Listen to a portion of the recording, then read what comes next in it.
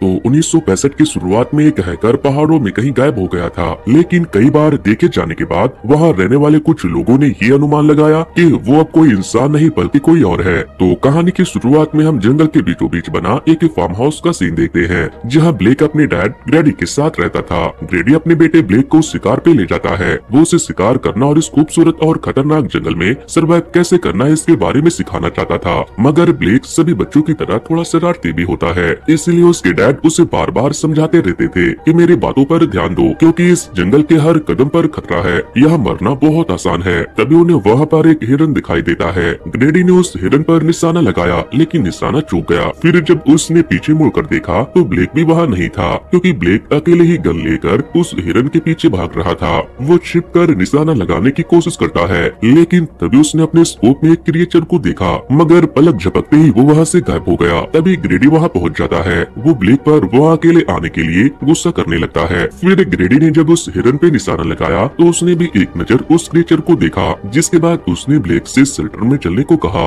दोनों पास में ही बने एक शेल्टर में छुप गए और वहाँ बैठकर बंदूक को निशाने पर लगाकर उसके वहाँ आने का वेट करने लगे। वो क्रिएचर वहाँ आता तो है, लेकिन नीचे से ही चला जाता है। मगर उसके जाने के बाद ग्रेडी ने देखा कि उस क्रिएचर ने उसके शिकार को ही शिकार कर लिया। तभी वो उसे फिर से दिखाई देता है तो वो उस पर गोली चला देता है, लेकिन वो फिर से बचकर भाग जाता है। ग्रेडी ने कहा कि हमें अंधेरा होने से पहले घर लौटना होगा। दोनों जब घर पहुंच गए तो आते के साथ ग्रेडी ने अपने रेडियो रिसीवर को निकाला और उसने उससे अपने एक दोस्त से बात की। वो उससे कहता है कि डैन, मैंने उसे देख लिया, वो मेरे निशाने पर ही था। वो बिल्कुल किसी इंसान और भेड़िए की तरह दिखता है। जिस पर डैन ने कहा कि तुम उसे ढूंढना बंद करो और जल्दी वहाँ से निकलो, ये खतरनाक हो सकता है। मगर ग्रेडी उसे बताता है कि नहीं, मैं उसे ढूंढ नहीं रहा था, मैं तो बस अपने बेटे के साथ शिकार पे गया था। फिर ग्रेडी ने डैन से कहा कि तुम्हें वापस आना ही होगा, हम उसे नहीं छोड़ सकते। लेकिन उनकी सारी बातें डैन ने भी सुन लिया था। अब हमें 30 साल के बाद का सीन दिखाया जाता है, जहाँ ब्लेक अब शहर में रह रहा था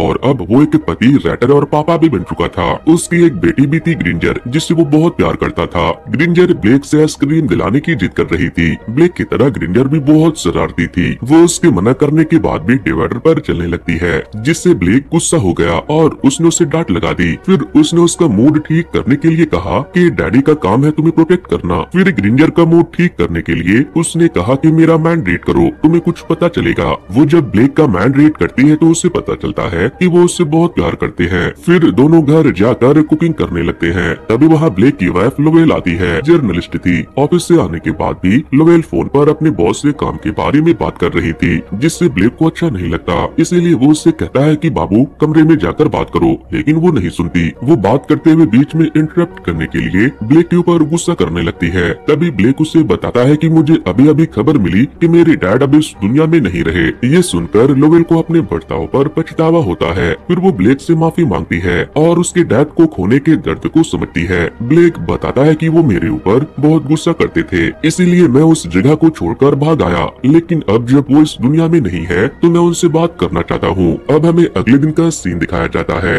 आज जब लोवेल अपने ऑफिस से बाहर आती है तो ब्लेक उसका वहाँ पहले से वेट कर रहा था। लोवेल ने कहा कि तुम यहाँ क्या कर रहे हो? ब्लेक पूछता है कि क्या तुम मेरे साथ खुश हो? उसने हाँ कहा। फिर ब्लेक ने कहा कि डैड के जाने के बाद मुझे कुछ भी ठीक नहीं लग रहा। मैं चाहता हूँ कि हम तीनों डैड के घर चले और वहाँ पर डैड का जो भी सामान पड़ा हुआ है उनके यादों के तौर पर उसे अपने साथ ले आए। इसी बहाने हमें साथ में छुट्टियाँ बिताने का भी मौका मिलेगा। वो जगह बहुत खूबसूरत भी है। पहले तो लोवेल ने जाने से मना कर दिया था, लेकिन अपने फैमिली के साथ क्वालिटी टाइम स्पेंड करने का सोचकर मान गई। अब तीनों ब्लेक के डैड के गांव के लिए निकल गए। वहाँ जाते हुए तीनों खूब एंजॉय कर रहे थे और गेम खेल रहे थे, लेकिन बीच जंगल में रास्ता बंद था। ब्लेक ने दूसरा रास्ता ढूंढने के लिए अपना मोबाइल निकाला, लेकिन मोबाइल में नेटवर्क ही नहीं आ रहा था। तभी उनकी नजर शेल्टर पर पड़ी, जिस पर एक आदमी खड़ा हुआ था। उसके पास गन भी होता है, लेकिन उसके पास गन देखकर लोवेल ने ब्लेक से चलने को कहा तो उसने बताया कि यहाँ सभी के पास गन्स होते हैं। तभी वो आदमी शेल्टर से उतरकर उनके पास आया और फिर उसने ब्लेक से उसका नाम पूछा।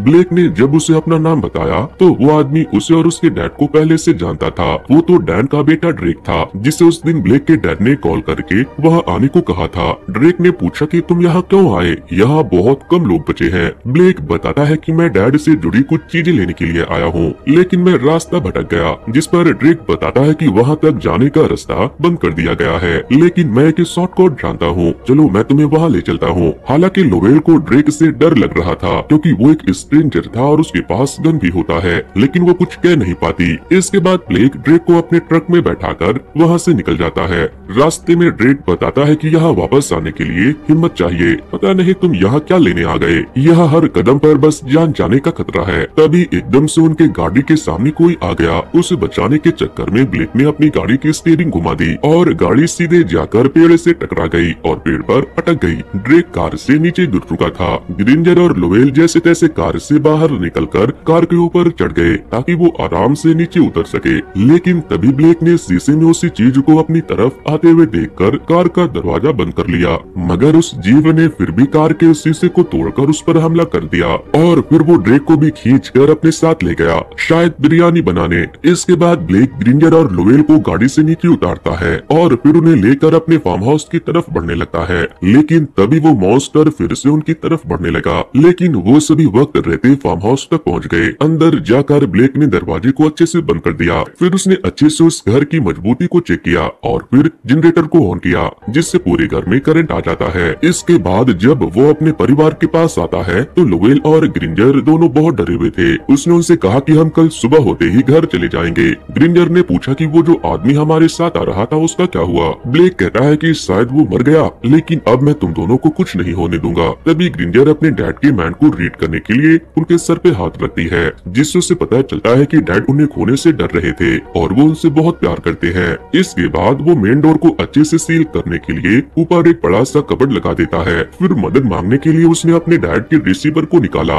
और उससे मदद मांगने की कोशिश की, लेकिन उसे कोई भी रिस्पॉन्स नहीं मिल रहा था और फोन में तो टावर वैसे भी नहीं था। तभी ब्लेक को बहुत तेज बदबू आने लगी।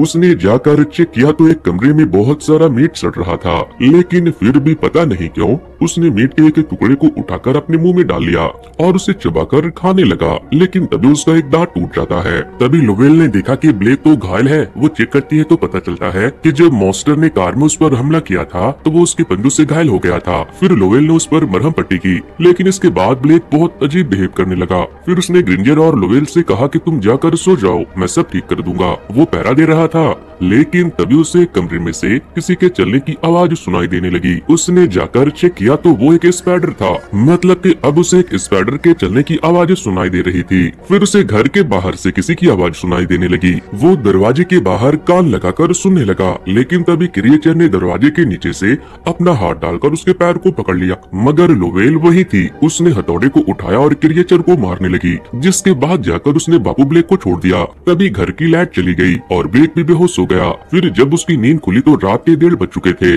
ग्रिंजर तो सो गई थी, लेकिन बेचारी लोवेल अभी भी रेडियो रिसीवर के जरिए किसी से हेल्प मांगने की कोशिश में लगी हुई थी, लेकिन कोई भी रिस्पांस नहीं मिल रहा था। फिर जब उसने ब्लेक की तरफ देखा तो उसका पूरा चेहरा अजीब सा हो चुका था। वो उसे अपने साथ ले जाकर सुला देती है। तभी वो देखता है कि उसके बाल कवड़ने लगे और वो कुछ भी बोल नहीं पा रहा। फिर लोवेल ने उससे बात करने के लिए एक पेन और पेपर दिया और उससे पूछा कि क्या तुम्हें पता है कि तुम्हारे साथ क्या हुआ है। ब्लेक ने पेपर पर मौत लिखा। ये पढ़कर लोवेल ने कहा कि घबराओ मत, मैं तुम्हारे साथ हूँ, मैं तुम्हें कुछ होने नहीं दूंगी, मुझे तुम्हारी जरूरत है, अदरक को तुम्हारी जरूरत है। लोवेल उससे बात कर रही थी, लेकिन ब्लेक की आंखों की रोशनी भी अब बदलने लगी थी। उसे लोवेल की बातें भी अब समझ नहीं आ रही थी। तभी लोवेल ने देखा कि उसके हाथों से खून बह रहा है। उसने उसके शर्ट को उतार कर देखा तो पता चला कि उस क्रिएचर के हमले के बाद ब्लेक खून देखकर खुद को रोक नहीं पाता और अपने हाथ को जोर जोर से नोचने लगता है। लोवेल ये सब देखकर बहुत बुरी तरह से डर चुकी थी। उसके और भी दांत कवड़ने लगते हैं और तो और वो खुद के हाथों का गोश्त भी खाने लगता है। इसके बाद लोवेल ने फैसला किया कि अब वो जितनी जल्दी हो सके उतनी जल्दी यहाँ से निकलकर ब्लेक का इलाज करवाएगी। वो घर के पीछे का दरवाजा खोलती है और दोनों को ले जाकर ब्लेक के डैड के कार में बैठा देती है। कार बहुत पुरानी थी, इसलिए लोवेल घर से उसे पावर देने के लिए एक बैटरी लेकर आई थी, लेकिन उसने जैसे ही कार को स्टार्ट किया क्रिएचर वहां आ गया और उसने कार का शीशा तोड़कर उन पर हमला कर दिया, जिसके बाद तीनों कार से उतरकर भागने लगे और पॉली हाउस के छत पर चढ़ गए। लेकिन वो पॉली हाउस के अंदर आ जाता है और उन लोगों के ऊपर हमला करने लगता है। तभी ग्रिंजर नीचे गिरने वाली थी, लेकिन लोवेल और ब्लेक उसे मिलकर ऊपर खींच लेते हैं। फिर ब्लेक इशारे से कहता है कि मैं उसे अपने पीछे ले जाता हूँ, तुम ग्रिंजर को लेकर घर चली जाओ। इसके बाद वो कूद कर वहाँ से भागने लगा। क्रिएचर उसके पीछे गया और दूसरी तरफ लोएल ग्रिंजर को लेकर घर में आ गई और उसने दरवाजे को बंद कर दिया। लेकिन तभी ग्रिंजर अपनी माँ पर चिल्लाने लगी क्योंकि वो चाह रही थी कि वो डैड को भी अंदर आने दे। तभी दरवाजे पर कोई नॉक करता है। लोएल देखती है तो वो ब्लेक था। वो दरवाजा खोल देती है। ब्लेक अंदर आकर शांति से लेट जाता है। वो बहुत बुरी तरह से घायल था। फिर ग्रिंजर उसके सर पे हाथ रख के उसके माइंड को रीड करती है और उससे कहती है कि डैडी आई लव यू। लेकिन ब्लेक के सोचने समझने की शक्ति खत्म हो चुकी थी। तभी उससे खून की उल्टी होती है जिसमें उसके मुंह से एक उंगली निकलता है। ये शायद उस मॉन्स्टर का था जिससे अभी वो लड़कर आया था। इसके बाद उसने लोएल पर हमला कर दिया। लेकिन जब उसने लोएल की आंखों में देखा तो उसे थोड़ा होश आया कि वो उसके लिए कितनी मायने रखती है। इसके बाद ब्लेक डिसाइड करता है कि वो पूरी तरह से मॉन्स्टर बनकर अपने परिवार पर हमला करे। इससे पहले वो वहाँ से चला जाएगा, लेकिन दरवाजा खोलते ही वो मॉन्स्टर ने उस पर हमला कर दिया। दोनों के बीच बहुत मारामारी हो रही थी। तभी लोवेल ब्लेक को बचाने के लिए चाकू से उस क्रिएचर के पेट में स्टैब कर देती है, लेकिन इससे वो और भी ज्यादा बौखला गया। उसने ब्लेक को बहुत मारा। उसे बचाने के लिए लोवेल ने उसका ध्यान अपनी तरफ किया। फिर जब वो लोवेल को मारने के लिए उसकी तरफ बढ़ने लगा तभी ब्लेक ने वापस से हमला किया। इस बार उसने अपने दांतों से उस क्रिएचर के गले पे हमला किया और वो उसे तब तक काटता रहा जब तक वो मर नहीं गया। लेकिन जब वो क्रिएचर मर जाता है तो उसके हाथों के टैटू को देखकर ब्लेक को समझ जाता है कि ये तो उसके पिता थे।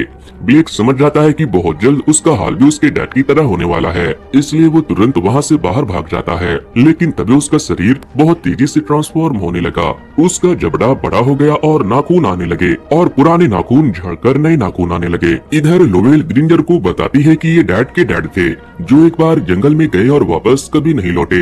ग्रिंजर ने पूछा कि क्या आप डैड भी ऐसा ही बन जाएंगे? तभी उस जगह की लाइट चली गई। लोवेल बहुत डर गई और एक चाकू उठाकर आगे बढ़ने लगी, लेकिन तभी मॉन्स्टर ब्लेक उसके सामने आ गया। ग्रिंजर चिल्ला चिल्लाकर उसे रुकने का कह रही थी, लेकिन वो फिर भी उन पर हमला कर देता है।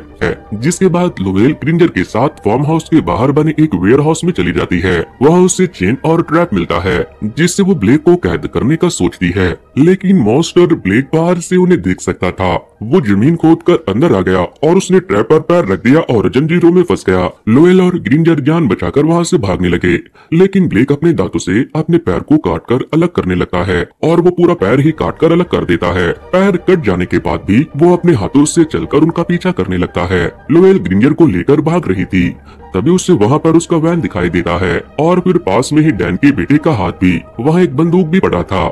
लोवेल ने बंदूक ले लिया। तभी उसे फिर से मॉन्स्टर ब्लेक की आवाज सुनाई देने लगी तो वो ग्रिंजर को लेकर उस शेल्टर में चली गई, लेकिन ब्लेक वहाँ भी आ जाता है और उसे देखने लगता है। वो हमला नहीं करता और रुककर ग्रिंजर से कुछ कहता है। ग्रिंजर अपने डैड का मैन पढ़ सकती थी। वो समझ जाती है कि वो कह रहे हैं कि उसे मार दो।